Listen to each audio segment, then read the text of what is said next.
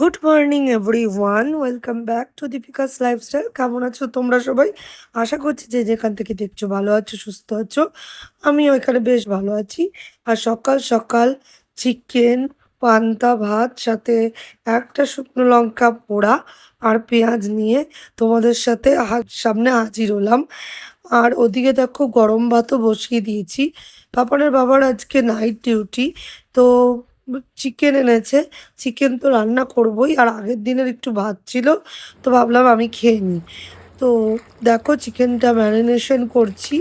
তো এখনো মশলা টশলা যেহেতু কিছু করা নেই, তাই জন্য শুধুমাত্র নুন, হলুদ, লঙ্কার গুঁড়ো আর জিরে গুঁড়ো আর সর্ষের তেল দিয়ে ভালো করে ম্যারিনেশন করে রেখে দেবো 1 মিনিট, আধ ঘন্টার জন্য, যেন যাতে ভালোভাবে তেল তেল নুন সব কিছুই মাংসের সাথে মিলেমিশে যায়। তো এই যে আওয়াজটা যে শুনতে পাচ্ছ তোমরা, এই আওয়াজটা কিন্তু আমার ভীষণ ভালো লাগে। কি বলো? তোমাদের কার কার ভালো লাগে একটু কমেন্ট করে জানিও। যাই হোক, আর ছুট মানে এইরকম নাইট ডিউটি যেদিন ওর প্রথম শুরু হয়, মানে ওর সপ্তাহে 2 দিন নাইট থাকে। তো যেদিন ফার্স্ট নাইট থাকে বেশিরভাগই আমাদের বাড়িতে চিকেনটা হয়। চিকেনটা হলে কি হয়, ওর প্রথম নাইটে সন্ধেবেলায় যখন ও অফিস যায় 7:30 নাগাদ, তখন ও চিকেন আর রুটি নিয়ে যাতে যেতে পারে সেই হিসেব করেই চিকেনটা আনি। তো যাই হোক, চিকেনটা আমি কষাতে বসিয়ে দিয়েছি। তো আলু ছাড়া চিকেন আমাদের বাড়িতে অধুরা। চিকেন আর চিকেন মানেই আলু দিতে হবে। তো সেই জন্য দেখো আলু দিয়ে নিয়েছি, আর সব কিছু মশলা দিয়ে আদা রসুন লঙ্কা যেরকম সবাই সব দেয়, জিরে ধনে গুঁড়ি টমেটো একদম পেস্ট করে আমি দিই। তো সেই সব দিয়ে একেবারে জিনিসটা কষাচ্ছি। আর আজকে না অনেক মাংস মানে চিকেনটার পরিমাণ অনেকটা ছিল। আমি বুঝতে পেরে যাই, রোজ করি তো, মানে ও যেদিনই বেশি চিকেন আনে আমি একবারে যেন ধরে ফেলি। আর ওর বাবাকে বকা দিচ্ছিলাম, মানুষ হচ্ছে আমরা 3 জন, মা তো চিকেন খাই না, তাহলে এত চিকেন আনার কি তো কোনো দরকার নেই, যেখানে প্রতি সপ্তাহে খাওয়া হচ্ছে। আর দেখো কালারটা কি দুর্দান্ত এসছে। আর আজকে না পুরো চিকেনের একদম কষা ভাবটা রেখেছি, একটু জল দিইনি। আর এখানে করেছিলাম মসুর ডাল, একদম রাঁধুনি ফোড়ন দিয়ে। দেখো অল্প পরিমাণ করেছিলাম মা খাবে বলে, আর ওখানে দেখেছিলাম সব রকম সবজি দিয়ে একটা শুক্তো। তো ভিডিওটা করেছিলাম একদম ক্লোজ করে, তার জন্য ভালোভাবে দেখাতে পারলাম না। তো এই হচ্ছে ব্যাপার। চলে আসলাম সন্ধেবেলায়। তো দুপুরবেলা খাওয়া দাওয়া করে সন্ধেবেলায় দেখো ওর বাবা শুয়ে রয়েছে। বাবাকে এদিকে আমি বলছি, ওঠো, টাইম হয়ে গেছে সন্ধে দেওয়ার। ওর বাবা ল্যাদ খাচ্ছে শুয়ে শুয়ে। আর আমি এদিকে উপরের ঠাকুরকে সন্ধে দিয়ে নিচে ঘরের ঠাকুরকেও সন্ধে দিয়ে নিচ্ছি। তারপরে চলে যাব নিচে।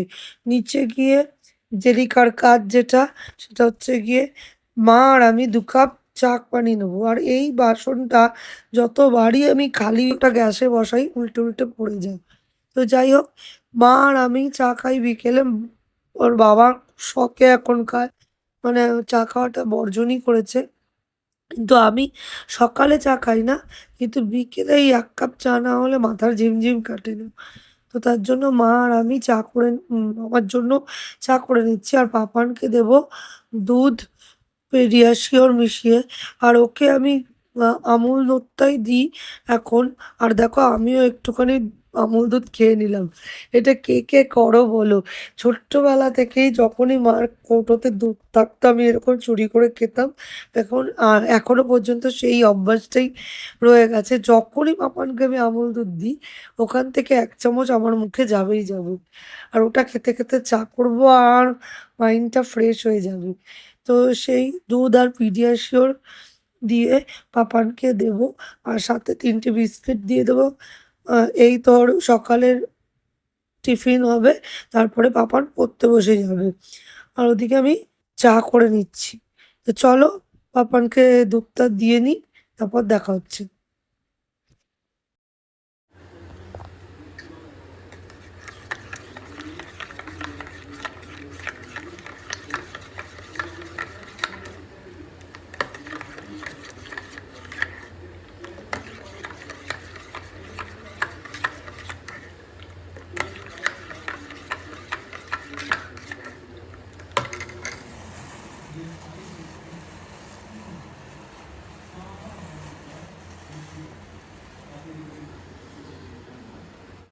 তো ফিরে আসলাম এক কাপ চা নিয়ে, মাকে ওদিকে দিয়ে দিয়েছি।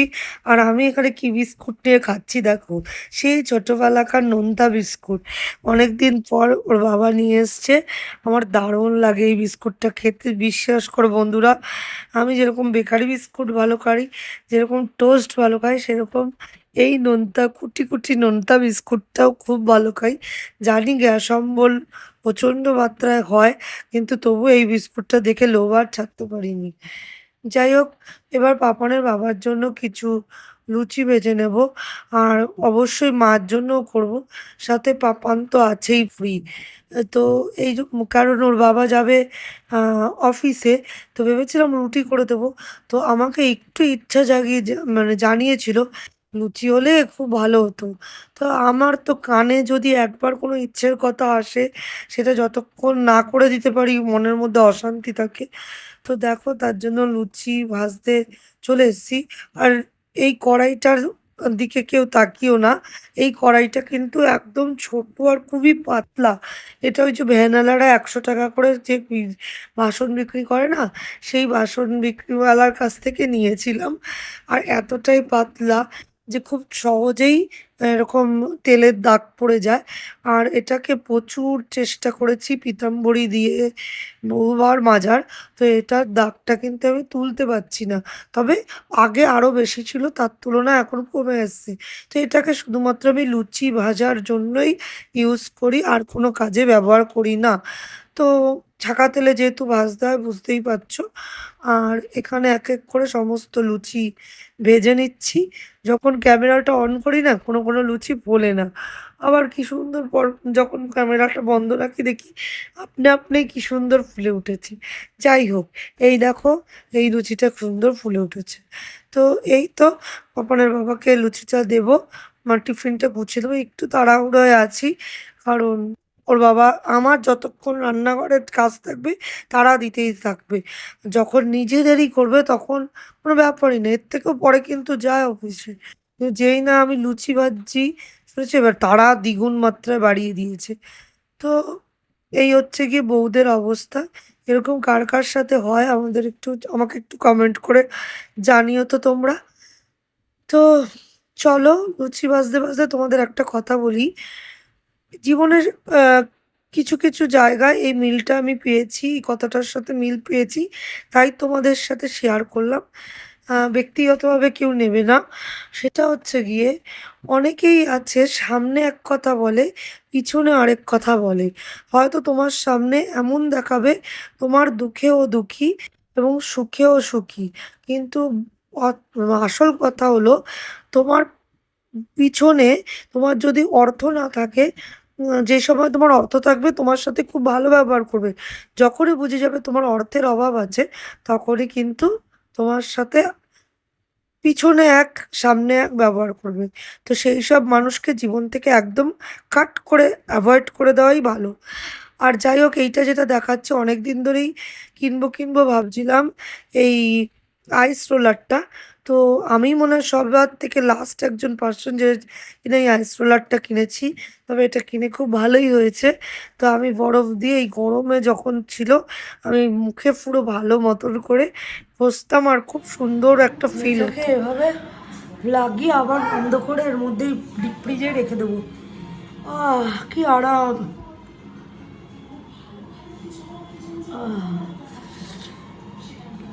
চলো এটা লাগিয়ে নিই, তারপরে তোমাদের সাথে দেখা করছি। ধরতে পারি না বরফ সাধারণত, এই জায়গাটা বেশ সুন্দর ধরা যাচ্ছে। যদি তোমরা কেউ কিনে না নিয়ে থাকো, কিনে নাও, ভালোই ভালোই, এটা খারাপ নয়, ঠিক আছে। এটার নিয়ম হচ্ছে গিয়ে ফ্রিজ থেকে বার করে ৫-৬ ঘন্টা রেখে দিতে হবে জল ভরে, একদম না মানে এরকম সোজাভাবে রাখতে হবে ডিপ ফ্রিজে। তারপরে বার করে কিছুক্ষণ বাইরে একটু রেখে দেবে। আমি একটু বেশি সময় রেখে দিয়েছিলাম, ভুলে গেছিলাম। ২-৩ মিনিট বাইরে রেখে দিয়ে তারপরে আস্তে করে উপরের ক্যাপটা যখনই ধরে টানবে, মোচড় দেবে না, তাহলেই ভেঙে যাবে। উপরটা ধরে টানবে, হালকা হয়ে বেরিয়ে চলে আসবে, ঠিক আছে। খুব ভালো, স্কিনের পাফিনেস মেটায়, মানে এইসব ফুলে ফুলে থাকে, রিঙ্কেলস যাদের আছে রিঙ্কেলস অনেকটা কমে আসে। তারপরে ইচিং হলে সেটা রিডিউস করে। রেডনেস থাকলে আমার যেরকম দেখতে পাচ্ছি এখানে হঠাৎ করে বিকেলবেলা ফুলে উঠেছে, এটা হচ্ছে কি এই গরম থেকে, গরম গোটা টাইপের। কোনোদিন আমার স্কিনে ফোড়াও বেরোয় না, একটা অ্যাকিনিও বেরোয় না। যাদের অ্যাকিনি আছে তাদের জন্য খুব ভালো। ঠিক আছে, চলো।